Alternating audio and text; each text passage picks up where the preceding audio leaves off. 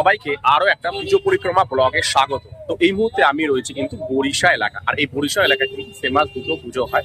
তো আজকের এই ভিডিওতে আমি তোমাদেরকে সেই বরিশার দুটো পুজো অর্থাৎ বরিশা ক্লাব আর বরিশা সার্বজনীন এই দুটো পুজো মণ্ডপ তোমাদের দেখাবো। তো চলো তোমাদের যাচ্ছি নিয়ে।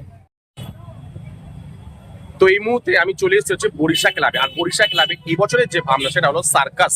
আমরা যে সার্কাস খেলা হয়ে থাকে না, পুরোনো দিনে যে সার্কাস খেলাগুলো বর্তমানে দেখাই যায় না, সেই সার্কাস খেলাটাকে কিন্তু পুরো প্যান্ডেল জুড়ে ফুটিয়ে তুলেছে। তো চলো তোমাদেরকে দেখাচ্ছি।